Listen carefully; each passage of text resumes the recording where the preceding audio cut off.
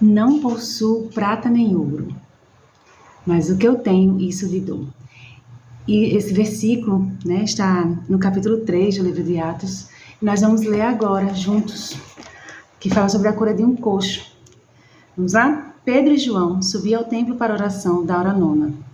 Era levado um homem, coxo de nascença, o qual punham diariamente à porta do templo, chamada Formosa, para pedir esmola aos que entravam.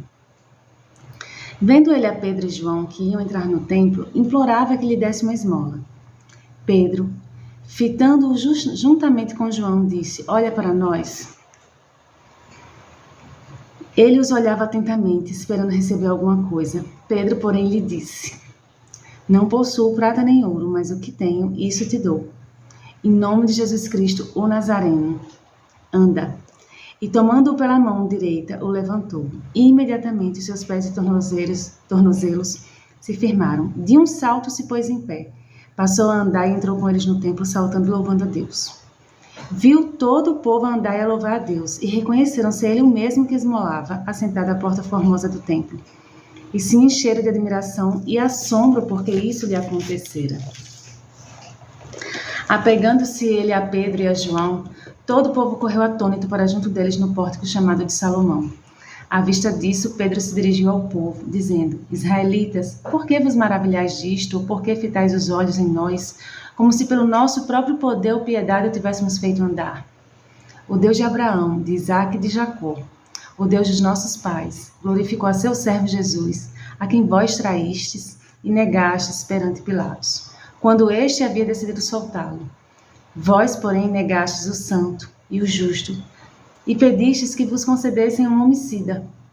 De Sarte matastes o autor da vida, a quem Deus ressuscitou dentre os mortos, do que nós somos testemunhas.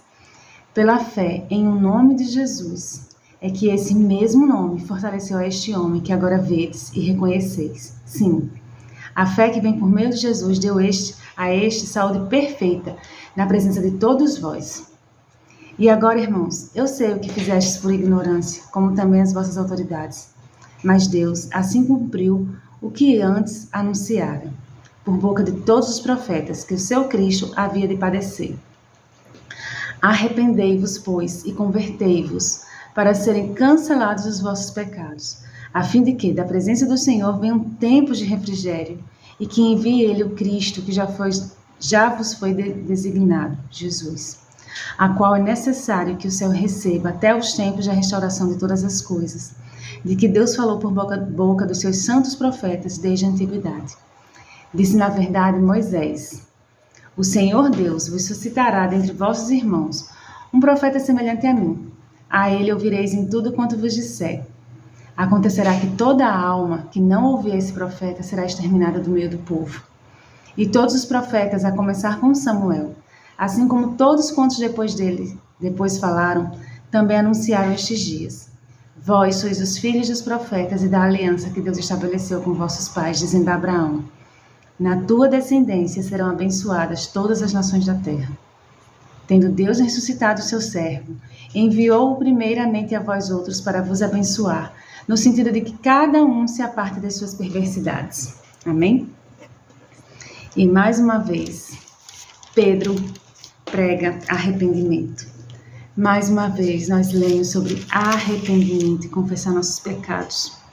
Mais uma vez, o Senhor está falando conosco.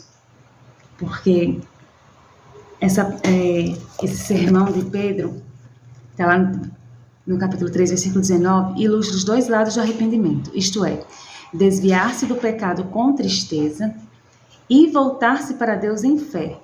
O chamado ao arrependimento e a fé é um elemento necessário da pregação apostólica.